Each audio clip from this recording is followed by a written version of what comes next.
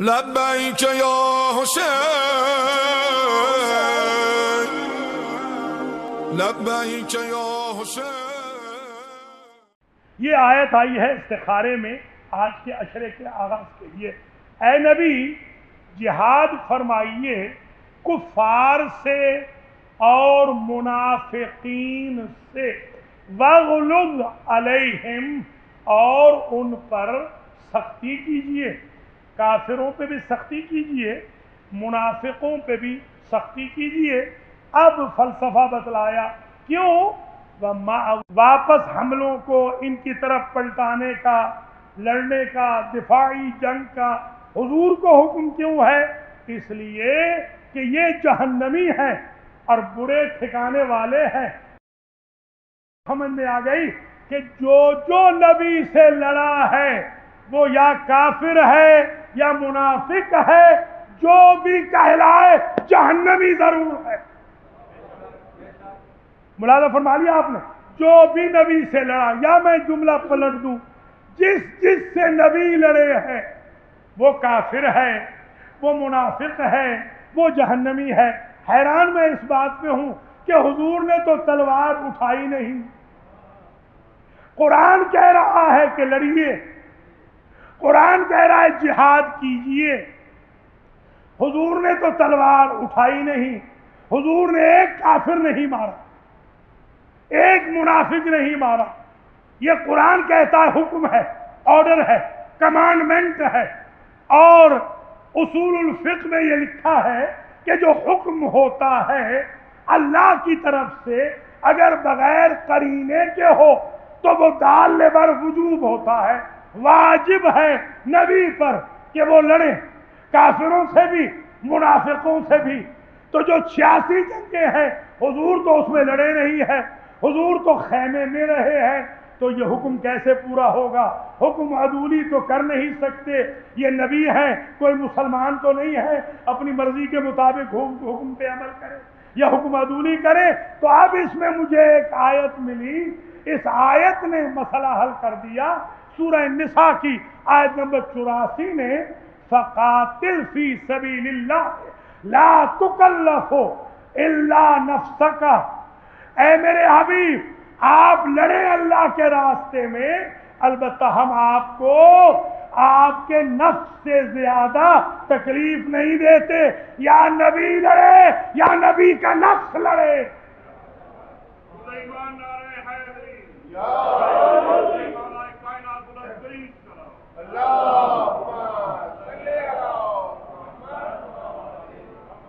اب نبی کریم نے جو ارشاد فرمایا کہ سلموں کا سلمی یا علی، حربوں کا حربی یا علی، اسی مقصد کے لیے تو کہا کہ اے علی تمہارے ساتھ جنگ میرے ساتھ جنگ ہے، تمہارے ساتھ صلح میرے ساتھ صلح ہے، یعنی جو علی نے مارے ہیں سمجھو میں نے مارے ہیں۔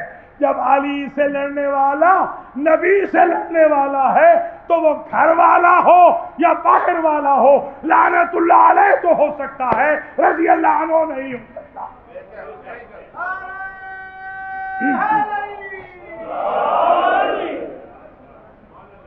یہ منزل بڑی آسان ہوتی جا رہی ہے کہ جو استخارے میں آیت آئی ہے اس سے تو مسئلہ اور حل ہو گیا۔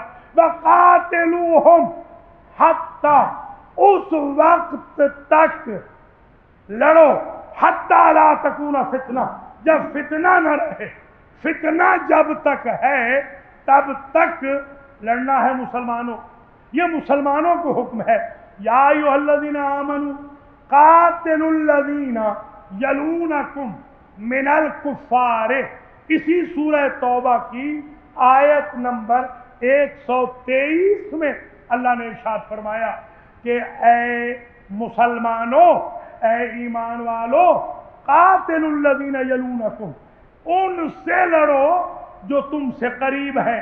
وہ حکم تھا نبی کو، یہ حکم آ گیا عمومی طور پہ مسلمانوں کو، تو جو حکم مسلمانوں کو ہے اس سے نبی مستثنا تو نہیں ہے۔ ظاہر ہے کہ جو حکم مثلا وَأَقِیمُوا الصَّلَاةَ، یہ حکم ہے نماز کا، آیا نبی اس میں سے مستثنا ہوں گے؟ ایگزمپٹ تو نہیں ہوں گے۔ اقامہ نماز میں نبی بھی ہے۔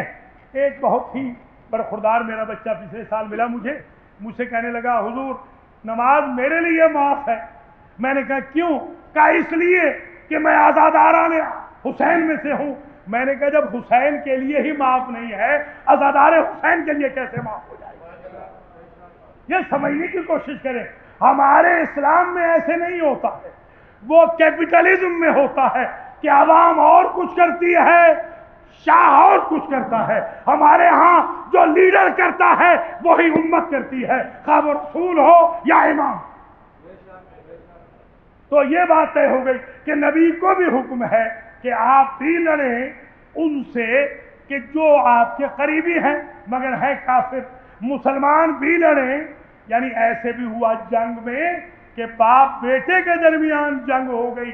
اوائل اسلام میں بیٹے نے باپ کو قتل کرنے کے لیے پہلو تہی نہ کی، باپ نے بیٹے کو قتل کرنے کے لیے پہلو تہی نہ کہی۔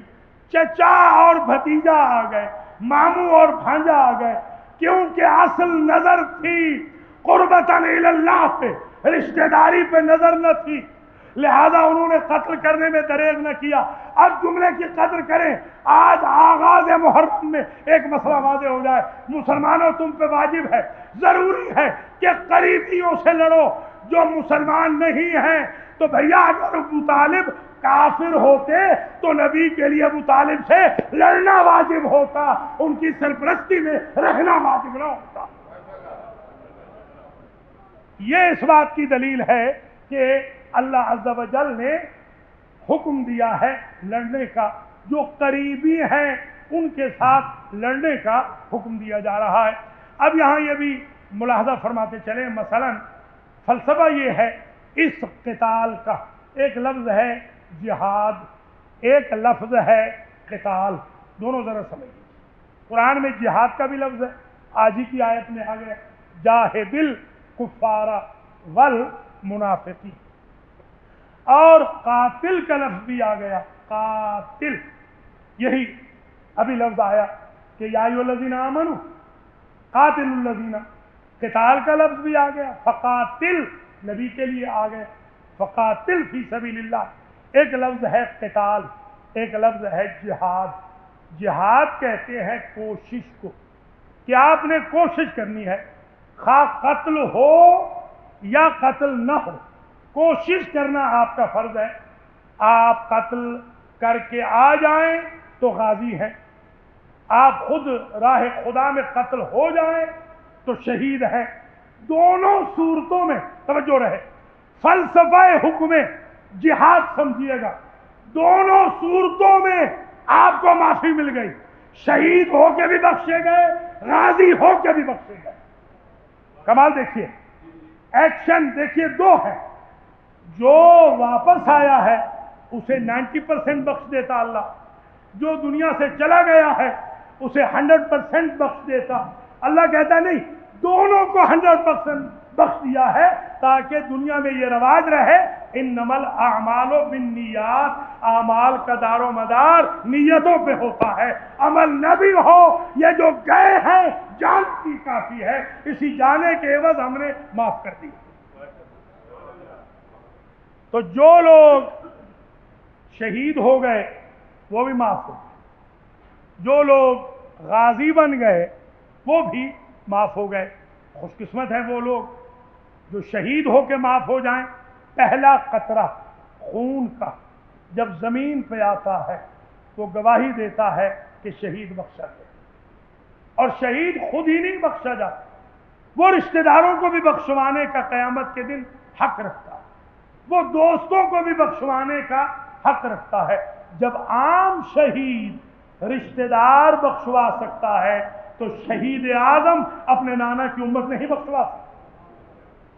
عام شہید کا یہ حق ہے کہ وہ بخشوا سکتا ہے، عام شہید اپنے رشتہ داروں کو بخشوا لے گا، اور عام شہید زندہ ہے، اس لیے کہ حضور نے شہدائے بدر کی طرف خطاب کر کے فرمایا حل وجدتم ما وعد ربکم، اے اللہ کے شہیدو اللہ کے راستے میں شہید ہونے والوں، کیا تم نے وہ سب کچھ پا لیا جو اللہ نے تمہارے ساتھ وعدہ کیا تھا؟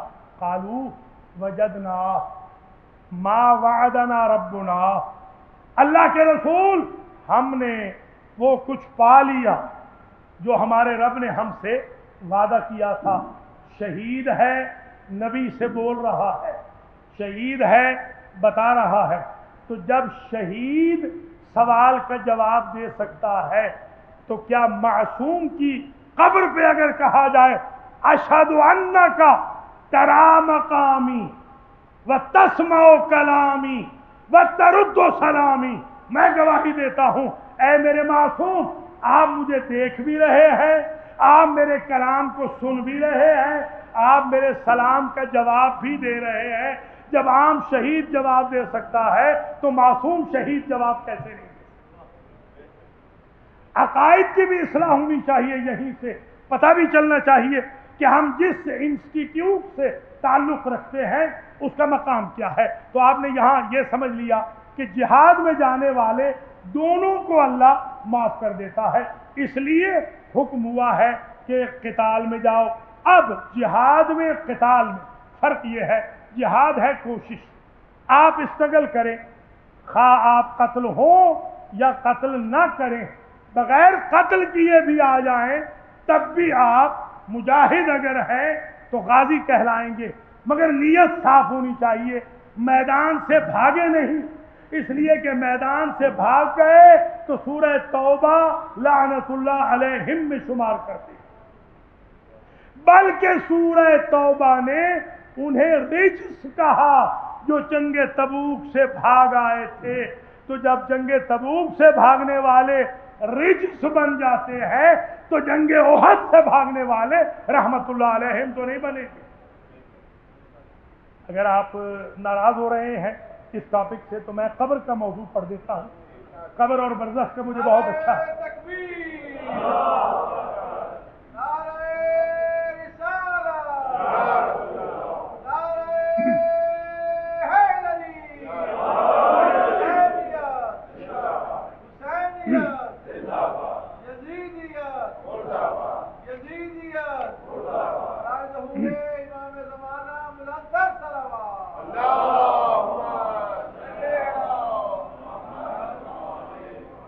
حکم ہے جہاد کا، سیحلفون باللہ اذا انقلبتم، اے میرے حبیب یہ جو جنگ تبوک سے پلٹ آئے تھے، سیحلفون باللہ یہ کہتے ہیں لتعرضوا عنہم کہ آپ ان کے ساتھ جھگڑا نہ کریں، مسلمان سب مل کر لتعرضوا عنہم ان سے درگزر کر لیں، فاعرضوا عنہم اے میرے حبیب آپ ان سے سارے مسلمان مل کے درگزر کر دیجئے۔ کیوں؟ انہم رجس، یہ سارے کے سارے بن گئے ہیں رجس، تبوک سے آنے والے رجس ہیں۔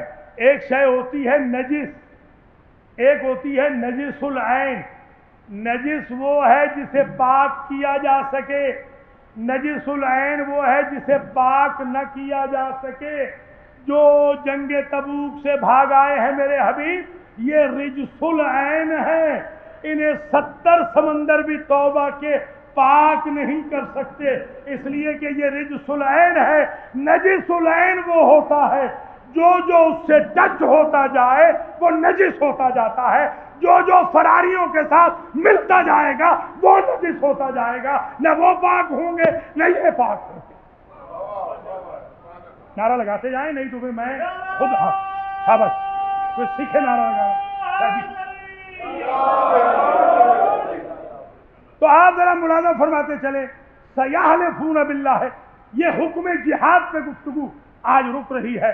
جہاد کے حکم میں جو فرار کر کے آئے ہیں جہاد سے ان کو اللہ رجس کہہ رہا ہے، کبھی کہتا ہے فَإِنَّهُ رِجْسٌ، کبھی کہتا ہے إِنَّهُمْ رِجْسٌ، یہ رجس ہے۔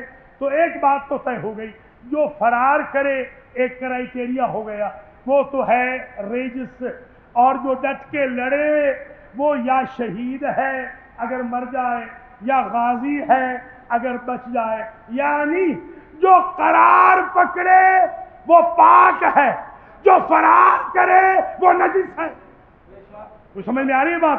میدان جہاد میں یہ پتہ چل رہا ہے جو فرار کر جائے وہ نجس ہے، جو قرار پکڑ لے وہ پاک ہے، اور جو قرار پکڑے اگر وہ پاک ہے تو جو قرار ہو وہ پاک کرنے والا ہے۔ اللہ اکبر، اللہ اکبر۔ کوئی سمجھ رہے نا آپ؟ تو یہ جہاد کے میدان میں حکم آ گیا اللہ عز و جل کی طرف سے جہاد کا، اور اسی لیے حکم آیا۔ یہ بھی یاد رکھیے جہاد میں وہ لوگ بھی گئے ہیں کہ جو ہینڈی کیپ تھے۔ ہمارے ہاں آج کل سر کا درد بہت ہو رہا ہے، پتہ نہیں یہاں مانچسٹر میں شروع ہوا ہے یا نہیں، مجلس میں آنے کے لیے سر کا درد، پکے گلی میں پھر رہے ہوں گے، کافی پی رہے ہوں گے، مجلس میں آنے کے لیے سر میں درد ہو جاتا ہے۔ یہ عجیب درد ہے جو رات کو 8 بجے شروع ہوتا ہے، 10 بجے ختم ہوتا ہے۔ یہ پتہ نہیں یہاں ہے یا نہیں، مجھے نہیں پتا، ہمارے ہاں تو شروع ہو چکا ہے، اور اس کا ڈاکٹر میں ہوں۔ اس کا ڈاکٹر جو ایم ڈی نہیں ہے، ایم بی بی ایس کے پاس علاج نہیں ہے، اس کا علاج میرے پاس۔ میں نے کسی صاحب نے مجھ سے کہا حضور 9 دن میں سو کے گزر گئے اور سر کا درد نہیں گیا۔ میں نے کہا دیکھ لیجئے، جو آئے گا مجلس میں اسے بسم اللہ کہوں گا، جو نہیں آئے گا اس کے لیے انا للہ کہوں گا۔ پھر آج تک سر میں درد نہیں ہوا، جب سے اب نہیں ہوا تھا۔ تو آپ حضرات و خواتین نے یہ سمجھنا ہے اللہ کے فضل و کرم سے کہ یہ جو جہاد ہے، جہاد یہ عجیب منظر فکر ہے۔ مجاہد کا بڑا مقام ہے۔ ایک صاحب ہے، ان کا نام ہے، 2 طریقے سے لکھا گیا ہے، دونوں طریقے سن لیجیے۔ ایک روایت میں لکھا گیا ہے حضرت عمر ابن الجموع رضی اللہ تعالی عنہ، ایک میں لکھا گیا ہے حضرت عامر عین میم را وا۔ یہ ہمارے جو پنجاب والے ہیں وہ اس کو عمرو پڑھتے ہیں، یہ عمرو غلط، عمرو نہیں ہے، عمرو کوئی نام نہیں ہوتا ہے، اس کا نام ہے عامر یا عمر، یہ 2 کچھ، عمر اور عمر کہتے ہیں ایج کو، ایج، عمر یعنی ایج، عمر کلو پڑھی ہے، عمر بھی لکھا ہے عمر بھی لکھا ہے۔ یہ ہے ہینڈی کیپ، یہ بیچارے اتنے دونوں ٹانگیں ان کی کٹی ہوئی ہیں، ہے ہی نہیں بلکہ بچپن سے یہ بغیر ٹانگوں کے پیدا ہوئے ہیں، تو ان کی لکڑی کی ٹانگ، لکڑی کی ہینڈی کیپ تھے۔ تو جب احد پہ لشکر جا رہا تھا اسلام کا، تو چورنگی پہ یہ کھڑے رو رہے۔ حضور نے پوچھا ماذا یبکیک یا عمر، اے ابن جموع کیوں رو رہے ہو؟ کہ سرکار کاش آج میں ہینڈی کیپ نہ ہوتا تو میں بھی لشکر اسلام کے ساتھ احد کے میدان میں، دوسری جنگ ہے، ضرور جاتا۔ ابھی سرکار نہیں بولے کہ اللہ بول پڑ۔ صحابی ہو تو ایسا ہو، مجاہد ہو تو ایسا ہو، ایسے صحابی کی جوتیوں کی خاک کو ہم اپنی آنکھوں کا سرما بنائیں کہ جو ہینڈی کیپ ہو، ٹانگیں نہ ہوں، اور وہ کہے کاش میں بھی لڑتا۔ ابھی نبی نہیں بولے، اللہ بول۔ اللہ نے جبریل کو بھیجا اور جبریل نے کہا اللہ سلام کے بعد اے حبیب خدا فرما رہا ہے کہ اپنے صحابی سے کہہ دیجئے۔ اللہ کہتا ہے ہم شرطیں ختم کر لیتے ہیں جو انہوں نے سوچا ہے نا ہمارے راستے میں لڑنے کے لیے، ہم ہینڈی کیپ کا جہاد بھی قبول کرنے کو تیار ہیں۔ کوئی سمجھے یا نہیں؟ بہت سارے امیروں سے قربانی قبول نہیں ہوتی اور بہت سارے غریبوں کی قربانی ریجیکٹ نہیں ہوتی۔ تو وہ گئے، وہ لڑے ہیں اور انہوں نے کافی قتل کیے ہیں۔ مقتولین احد ان کے ہاتھ سے ہوئے ہیں اور وہ خود بھی شہید راہ خدا ہو گئے۔ ان کی بیگم کو بتایا گیا، اہلیہ کو، کہ وہ مر گئے ہیں، شہید ہو گئے ہیں۔ تو وہ گئی، اپنا ناکہ لے کے گئی، حضور سے کہنے لگی یا رسول اللہ اجازت ہو تو میں اپنے ناکے پر اپنے شوہر کی لاش لے جاؤں تاکہ میں اسے بقیع میں دفن کروں۔ بقیع اس وقت بھی قبرستان تھا۔ سرکار نے شان بے نیازی سے فرمایا جاتا ہے تو لے جا،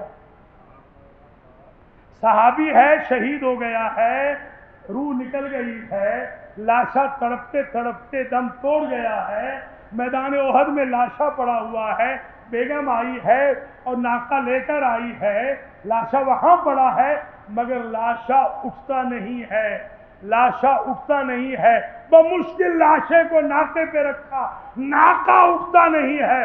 پوچھا یا رسول اللہ آپ کا صحابی مرنے کے بعد بھی چلنے کیوں نہیں دے رہا ناکہ کو؟ نبی نے فرمایا میرے صحابی کا معیار یہ ہے مرتا مر کیوں نہ جائے، مجھے میدان میں چھوڑ کر کبھی جاتا نہیں ہے۔ تو یہ ہے صحابی کا معیار، روح نکل جائے اس کی باڈی بھی نبی کو میدان میں چھوڑ کے نہ جائے۔ جو زندہ میدان میں چھوڑ کے نبی کو چلے گئے سب کچھ ہو سکتے ہیں، نبی کی نظر میں صحابی نہیں ہو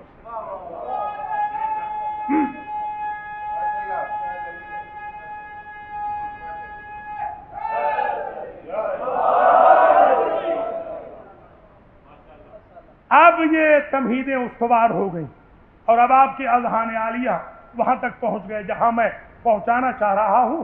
حکم جہاد ہے اللہ عز و جل کی طرف سے، اور عجیب منزل فکر ہے، ایک میدان جہاد میں اللہ نے معیار ایمان بھی دے دیا اور معیار تقوی بھی دے دیا، ایک، اور ضرب کل چلی ہے ایک، ضرب چلی ہے ایک، اس ضارب کی ضرب سے معیار ایمان بھی مل گیا، معیار تقوی بھی مل گیا۔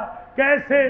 چلتا ہوا دیکھا نبی نے علی کو تو فرمایا برز الایمان کلہ الی الکفر کلہ، آج کل کا کل ایمان کل کے کفر کے مقابل پہ جا رہا ہے۔ اور جب ضرب چل گئی تو فرمایا ضربت علی یوم الخندق افضل من عبادت الثقلین، آج ایک ضرب علی کی ثقلین کی بندگی سے بڑھ گئی۔ یعنی مومن بننا ہو تب بھی علی کی طرف دیکھنا، متقی بننا ہو تب بھی امام المتقین کی طرف دیکھنا۔ یہ فون الٹے رکھ دیں پلیز، فون پہ مہربانی کریں، ایک گھنٹے کے لیے فون الٹے رکھ دیں۔ فون اگر دیکھیں گے تو ظاہر ہے نہ آپ نعرہ لگائیں گے، نہ آپ کو یہ پتہ چلے گا مصائب ہے یا فضائل ہے، پھر میری محنت تو بالکل ہی اکارت ہو جائے گی۔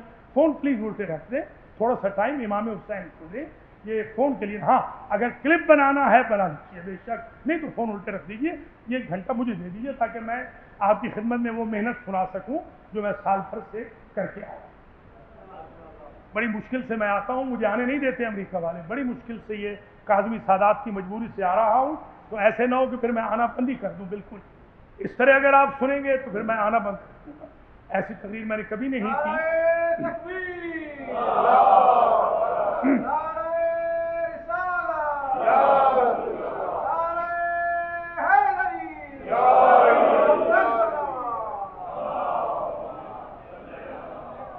دیکھیے اہل بیت ٹی وی والے بھی ریکارڈ کر رہے ہیں، رات کو بھی انشاءاللہ مجلس دیں گے، لیٹ نائٹ کل دن میں بھی دیں گے، تو ظاہر ہے ان کی بھی محنت ہے۔ یہ بچے بھی ہمارے جوان کر رہے ہیں، یہ بھی انشاءاللہ یوٹیوب پہ ڈالیں گے۔ انتظامیہ کی بھی بڑی محنت ہے، آپ کی بھی بڑی محنت ہے، ٹائم لے کر آئے، میری بھی بڑی محنت ہے، رات بھر میں جاگتا ہوں الحمدللہ۔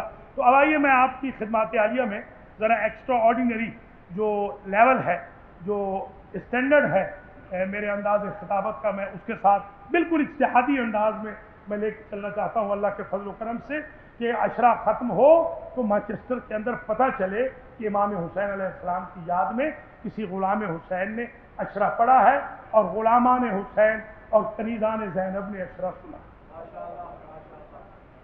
ظاہر ہے یہ درس تو ہے نہیں، درس میں بے شک آپ نہ بولیں، مگر یہ تو باجماعت عبادت ہے۔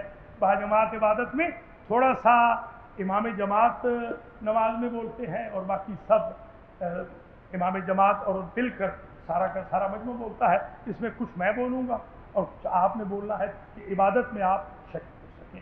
تو اب ذرا بحث آج کی آخری مرحلے میں آ رہی ہے، ذرا اس بات پہ روکنا چاہ رہا ہوں، حکم جہاد پہ انشاءاللہ سارے احکام کو ہم ڈسکس کریں گے، مگر کیونکہ آیت آج آ گئی جہاد کی، تو اللہ کی مرضی یہ ہے کہ آج کی پوری تقریر ہماری ہو جائے جہاد کی اوپر، جہاد کے اوپر۔ اچھا جہاد میں اور قتال میں فرق کیا ہے؟ یہی بحث پہنچی تھی نا۔ جہاد جاہدہ یجاہدو یا جاہدہ یجہدو کئی ابواب سے آتا ہے، مجاہد جاہدہ یجاہدو سے، مجاہد جاہدہ یجاہدو سے ہے۔ قتال میں اور جہاد میں یہ فرق ہے۔ قاتل یقاتلو سے قتال ہے، جاہدہ یجاہدو سے جہاد۔ جہاد میں اور قتال میں فرق یہ ہے، جہاد نام ہے کوشش کا، اس میں آپ کسی کو ماریں یا نہ ماریں اس کو کہتے ہیں جہاد، اور آپ کو کہیں گے مجاہد۔ قتال نام ہے اس کا، یا میدان جنگ میں مار کے آؤ یا مر کے آؤ، ایسے نہ ہو۔ اب میں سمجھا ہوں، میرے مولا علی نے ساری عمر جو جہاد کیا ہے وہ قتال والا تھا۔ اللہ اکبر، اللہ اکبر۔ جب مجاہد قتال والا جہاد کرتا ہے اسے فکر نہیں ہوتی وہ مرے یا دوسرے مرے، اس نے قتال کرنا ہے۔ تبھی تو جب نبی نے کہا یا ابا الحسن نم علی فراشی، میرے بستر پہ سو جا، تو نہ سونے والا آج جاگا ہی نہیں، اس لیے کہ وہ مطیع پیغمبر ہے، اس کا کام ہے قتال کرنا، چاہے تو سو کے لوگوں کا قتال کرے، چاہے تو جاگ کے لوگوں کی نسلیں تباہ کرے، اس کا جاب یہ۔ بس اب یہ تقریر کا آخری موڑ ہے، یہاں یہ بات سمجھ لیجئے کہ ایک جہاد آپ کو بھی کرنا ہے، اور وہ ہے افضل الجہاد۔ آج جو آپ پہ واجب ہے وہ گولی لے کے باہر نکلنا نہیں، اور وہ افضل الجہاد کیا ہے؟ کونا، پہلے تو یہ سن لیں پھر افضل الجہاد، کونا للظالم خصما وللمظلوم اونا۔ مولا علی فرماتے ہیں حسن و حسین سے، تم دونوں بھائی ظالم کے دشمن بن کے رہنا، مظلوم کے دوست بن کے رہنا۔ مظلوم کی حمایت کے وقت اس کا مذہب نہ پوچھنا، ظالم کی مخالفت کے وقت اس کا فرقہ نہ پوچھنا۔ یہ ہے علی والوں کا معیار۔ آج کشمیر جو چل رہا ہے ہمارے فرائض میں شامل ہے کشمیری بہن بھائیوں کی مدد کرنا، اس لیے کہ کشمیر والے مظلوم، ریگارڈلیس وہ ہمارے مذہب سے ہو یا ہمارے مذہب سے نہ ہو، ہم تو غیر مسلم مظلوم کے بھی حامی ہوتے ہیں، یہ تو مظلوم مسلم ہے۔ یہی ہمارا آغاز آج ہو رہا ہے، آج آغاز ہو رہا ہے عشرے کا، اسی سے آغاز اس سے کر رہے ہیں کہ پیدا ہر ایک دور میں ہوتے رہے جدید، لیکن کسی حسین کی گردن میں خم۔ ہم نے ہر دور کے یزید کو للکارنا، ہر دور کے فرعون کو للکارنا، ہر دور کے شتات کو للکارنا، ہر دور کے نمرود کو للکارنا۔ یہی وجہ ہے جو سقیفائی اسلام والے ہیں آج وہ اسرائیل سے دوستیاں کر رہے ہیں، اور آج وہ مودی کو ایوارڈ دے رہا ہے، اور جو غدیری اسلام والا سید علی خامنائی ہے وہ کشمیریوں کی بھی حمایت کر رہا ہے، فلسطینیوں کی بھی حمایت کر رہا ہے۔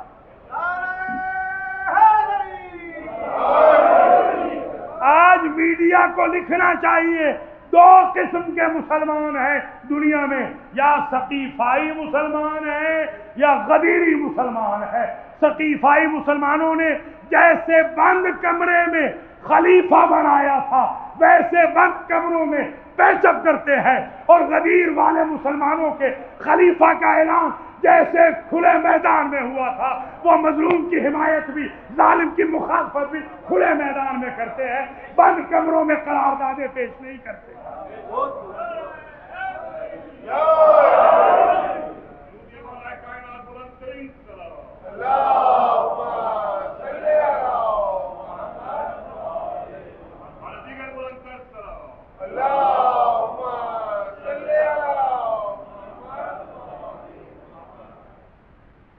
اور یہ مجالس عذاب، یہ عشرہ محرم الحرام، یہ آہ و بکا، یہ عزاداری کے جلسے اور جلوس، یہ نوحے اور ماتم دراصل پروٹیسٹ ہے، یہ احتجاج ہے۔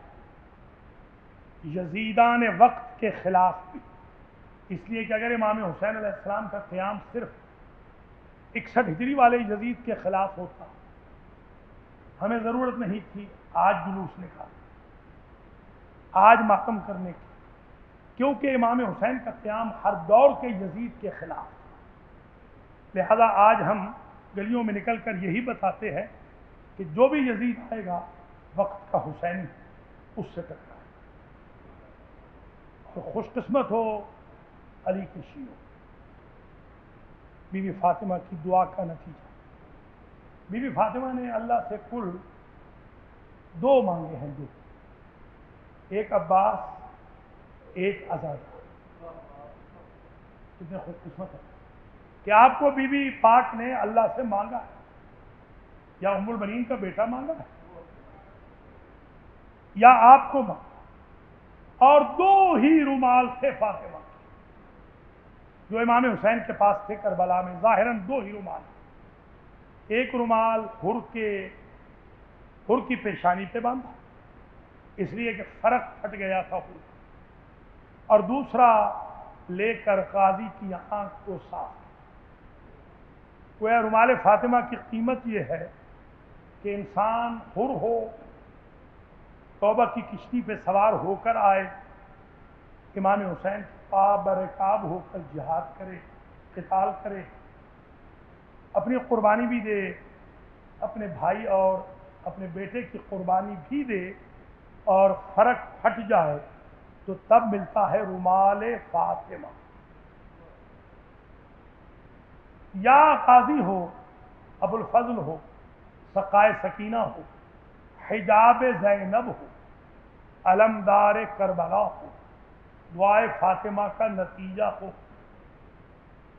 جسے ظاہری طور پر دیکھے بغیر فاطمہ بیٹا کہہ کے گئی، اللہ اکبر، اور اس کی آنکھ میں لگ جائے تیر محبت حسین، تو پھر ملتا ہے رومال۔ رومال کی اتنی قیمت ہے، آپ اپنی قسمت پہ نازاں کیوں نہیں ہو؟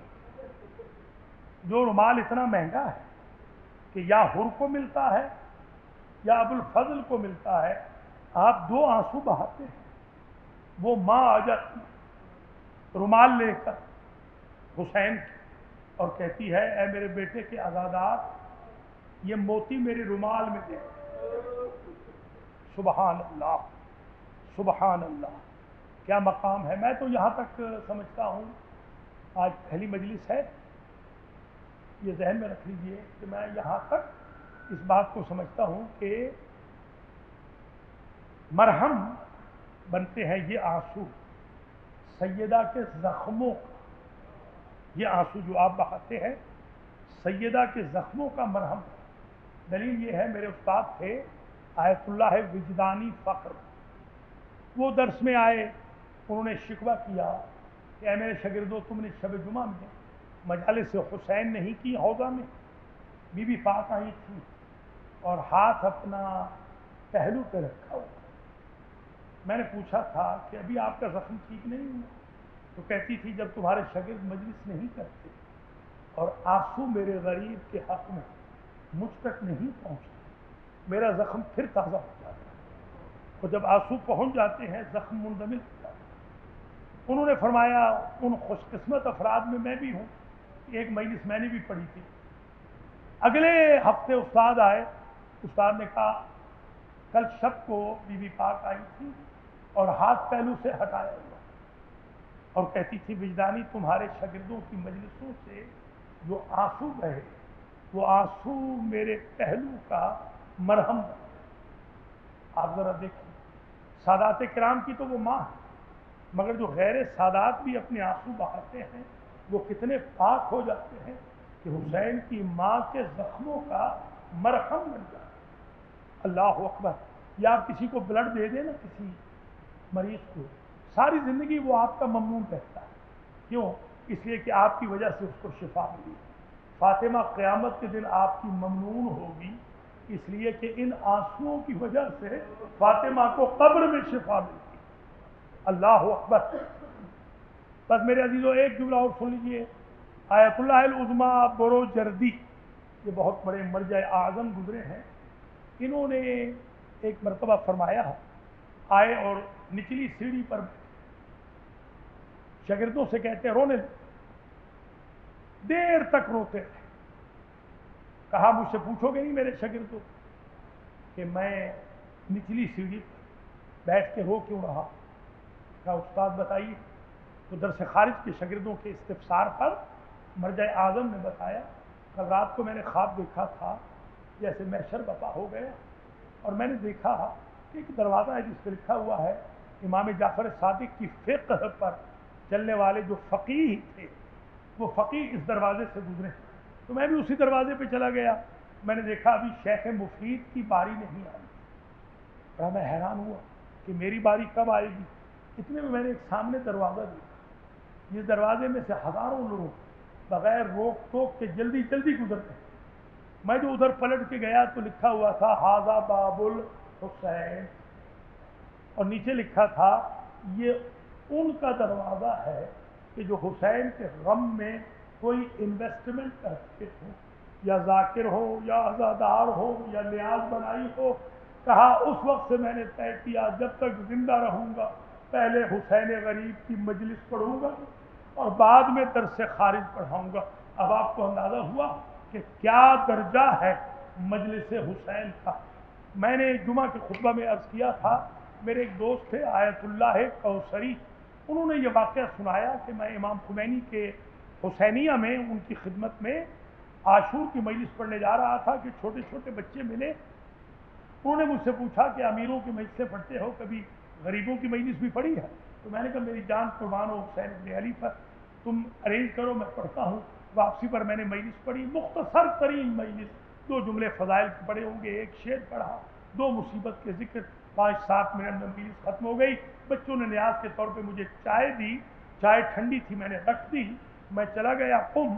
مجلس سے شام غریبہ کے بعد میں نے مادر حسین کو دیکھا، جنہوں نے مجھ سے کہا تمہاری ساری زندگی کی اور خاص طور پہ آج کی جتنی مجلسیں تھیں جو زیادہ قبول ہوئی ہے وہ یہی مجلس ہے جو بچوں کی مجلس تھی، اور یہ بتاؤ تم سے ایک شکوہ ہے، تم نے نیاز کیوں نہیں پی تھی؟ میں نے کہا اس لیے کہ وہ چائے ٹھنڈی ہو چکی تھی۔ تو مادر حسین کہتی ہے وہ چائے میں نے اپنے ہاتھوں سے بنائی۔ عزادارو قدر کرو اس نیاز کی، قدر کرو اس تذکرے کی، قدر کرو ان آنسوؤں کی، قدر کرو اس انسٹیٹیوٹ کی۔ بس 2 جملے اور التماس سے دعا۔ مجلس تمام ہوئی، کل انشاءاللہ ڈیٹیل سے مصائب آئیں گے۔ یہ چاند محرم کا ہر ایک نے دیکھا، مگر جیسے بہن بھائی نے دیکھا ویسے کسی نے نہیں دیکھا۔ جیسے چاند زینب نے دیکھا ویسے کسی مسرور نے نہیں دیکھا، اور جیسے چاند امام حسین نے دیکھا۔ یہ راہ کربلا میں قریب کربلا ہے، اور راوی یہ کہتا ہے چاند دیکھتے ہی حسین ابن علی کی ریش مبارک آنسوؤں سے بھر گئی۔ ابو الفضل رونے لگے، علی اکبر رونے لگے، قاسم نے گریہ کیا۔ یہ چاند جس طرح آل محمد نے دیکھا ہے ویسے کسی نے نہیں دیکھا۔ بڑی حسرتوں بھرا یہ چاند ہے میرے عزیزوں۔ میں نے تو آج ہی روایت لکھی ہے کہ ہمارے چھٹے امام کہتے ہیں، ہمارے 7ویں امام نے بھی کہا، چھٹے امام نے کہا جب تک میں یہ سمجھتا ہوں کہ ذکر حسین ہوتا رہے گا تب تک ہم سب کو تشفی رہے گی۔ ہمارے دادا کا ذکر ہو رہا، ایک مرتبہ باب المراد کہتے ہیں جب بھی چاند نظر آ جاتا اختتام محرم تک میں نے اپنے بابا کو کبھی تبسم میں نہ دیکھا۔ نماز کے بعد دیکھتا تو رو رہے ہوتے، نماز سے پہلے دیکھتا تو رو رہے ہوتے، پانی پیتے تو رو رہے ہوتے، کھانا کھاتے تو رو رہے ہوتے۔ اللہ اکبر۔ ابن شبیب کو امام رضا نے بھی کہا تھا اگر تم رونا چاہتے ہو تو میرے جد حسین سے زیادہ کوئی رونے کا حقدار نہیں۔ امام رضا نے ذاکر کو کرسی رکھ کے دی اور کہا کرسی پہ بیٹھو اور میرے جد کا ذکر کرو. اس نے کہا مولا آپ نیچے بیٹھیں گے میں کرسی پہ بیٹھوں گا. فرماتے ھذا شرف لذاکر جدی الحسین، یہ میرے دادا حسین کے ذاکر کا مقام ہے، یہ عزت و مقام و وقار ہے ذاکر حسین کا. میں نے تو یہ بھی روایتوں میں دیکھا ہے کہ سارے اندر بیٹھتے تھے، امام زین العابدین ان جوتیوں پہ بیٹھتے تھے جو عزاداروں کی جوتیاں ہوتی تھی. قبلہ آیت اللہ حسین بخش نے کہا ایک روز امام سجاد کو دیکھنے والوں نے دیکھا ایک چوراہے پہ کھڑے ہیں، کسی کا انتظار کر رہے ہیں. پوچھنے والوں نے پوچھا مولا کس کا انتظار کر رہے ہیں؟ کہا ایک بندہ ڈھونڈ رہا ہوں، میں نوحہ پڑھوں اور میرے بابا کے نوحے کا وہ جواب دے. میں ہاتھ جوڑ کے کہوں گا مولا آپ کو ایک جواب والا نوحہ خان چاہیے تھا، آج آپ کی قوم ہر ایک نوحہ خان ہے، ہر ایک یا حسین کہہ رہا ہے، ہر ایک واہ حسین کہہ رہا. آج تو میں نے دیکھا حج کے دوران طواف کے دوران میں نے دیکھا حیدر مولا کہا جا رہا تھا، علی مولا کہا جا رہا تھا، شاہ حسین واہ حسین. آج کوئی کرۂ ارض خالی نہیں جہاں پر آپ کے بابا حسین کا تذکرہ نہیں ہو رہا. بس جملہ تمام ہوا، مجلس تمام ہوئی. اس مجلس جملے پہ غور رکھنا اور اسی پر مجلس ختم ہو رہی ہے. سب سے پہلے یہ روایت میں نے اپنے والد سے سنی تھی، بعد میں نے پڑھی. وہ فرماتے تھے ایک بی بی تھی بنی عباس کے دور میں، ہر سال مجلس غریب کراتی تھی. ایک سال اس نے اعلان کیا کہ میری کنیز مر گئی. جو اہتمام کرتی تھی بیویوں عشرہ خواتین کا نہیں ہوگا. ادھر محرم کا چاند نظر آیا، ادھر اس کے دروازے پہ دق الباب ہوا، موت کی پٹی باندھے ہوئے ایک بیوی ہے. وہ پوچھتی ہے ضعیفہ تیرے گھر میں حسین غریب کی صف ماتم بچتی تھی، اس سال نہیں بچھے گی؟ نہیں بیوی. کیوں؟ کہا اس لیے کہ میری کنیز مر گئی. جو اہتمام میں مجلس کرتی تھی وہ آنے والی بیوی پوچھتی ہے وہ کنیز کتنے کام کرتی تھی؟ کہا وہ برتن دھوتی تھی، جھاڑو دیتی تھی، بیویوں کی جوتیاں جوڑتی تھی. اللہ اکبر.